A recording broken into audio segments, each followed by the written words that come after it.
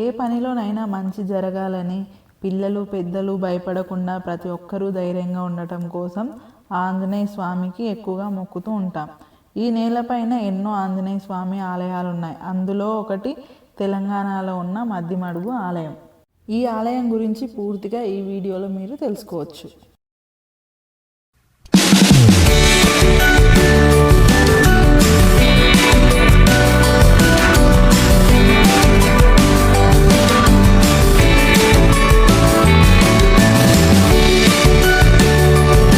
ఈ మద్దిమడుగు పబ్బతి ఆంజనేయ స్వామి ఆలయం తెలంగాణ రాష్ట్రం నాగర్ కర్నూల్ జిల్లా పదర మండలంలోని మద్దిమడుగు గ్రామంలో ఉంది. ఈ ఆంజనేయ స్వామిని పబ్బతి ఆంజనేయ స్వామి అని పిలవడానికి కారణం ఏంటంటే, గిరిజనుల భాషలో పబ్బతి అంటే ప్రసన్న అని, అర్థమయ్యేలా చెప్పాలి అంటే శాంతమూర్తి అని అర్థం. ఈ ఆలయం అమ్రాబాద్ నుండి 45 కిలోమీటర్ల దూరంలో, ఇప్పలపల్లి నుండి 9 కిలోమీటర్ల దూరంలో నల్లమల లోపల అడవి ప్రాంతంలో ఈ స్వామివారు స్వయంగా వెలిసినట్లు పెద్దలు చెప్తున్నారు. ఇంకా ఇక్కడ చైత్రశుద్ధ పౌర్ణమి, కార్తీక మాసాల్లో ఉత్సవాలు కూడా జరుగుతాయి. ఇక్కడికి శని మంగళవారాలలో ఎక్కువ మంది స్వామి దర్శనానికి వస్తుంటారు. మేమైతే స్వామి దర్శనానికి సోమవారం రావడం జరిగింది కాబట్టి జనాలు తక్కువగా ఉండటం వల్ల వీడియో తీయడానికి కూడా వీలు కుదిరింది. ఇక ఈ ఆలయం స్థల పురాణం ఏంటంటే ఒక్కొక్కరు ఒక్కోటి చెప్పారు. అందులో మొదటిది ఏంటంటే, వెనకటికి ఇక్కడ 2 వ్యక్తులు బట్టలు ఉతుక్కుంటూ పిండిన బట్టలను పక్కనే ఉన్న బండ మీద ఆరేసేవారంట. అలా వేసినప్పుడల్లా వారికి కాళ్ళ నొప్పులు, ఇతర ఇబ్బందులు కలిగి బాధపడేవారంట.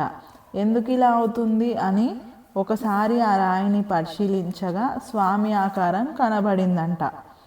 వెంటనే వాళ్ళు తప్పు తెలుసుకొని ఆ విగ్రహాన్ని నిలబెట్టి దీపారాధన చేసి వారికి తోచిన పూజలు చేసి అక్కడ దొరికిన సామాగ్రితో 4 గోడలు కట్టి వాటిపైన పైకప్పు వేశారంట.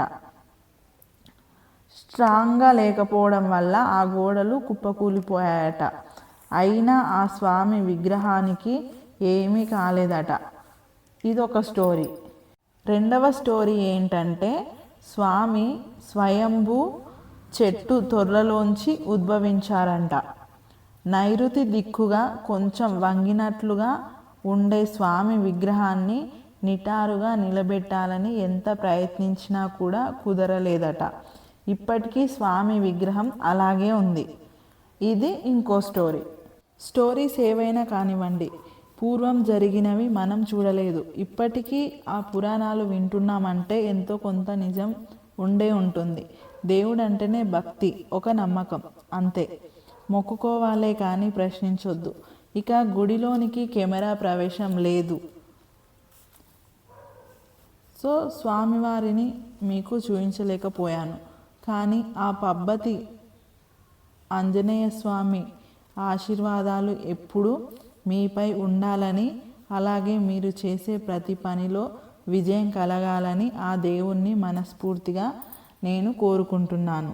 మీరు కూడా మీకెప్పుడైనా సమయం కుదిరినప్పుడు ఇక్కడికి రండి. వచ్చి భగవంతుణ్ణి మీ కళ్ళ నిండా చూసుకొని మనస్సు నిండా సంతోషాన్ని, ప్రశాంతతను నింపుకోండి. అలాగే ఇక్కడ మనం వంట కూడా చేసుకోవచ్చు. షాపింగ్ చేసుకోవడానికి షాప్స్ కూడా ఉన్నాయి.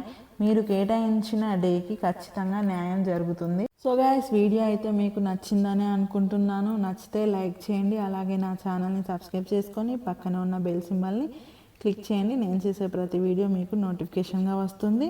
ఓకే ఫ్రెండ్స్, మా డే అయితే ఇలా కంప్లీట్ అయింది. మరో వీడియోతో మీ ముందుకు వస్తాను. ఉంటాం. మళ్ళా బాయ్.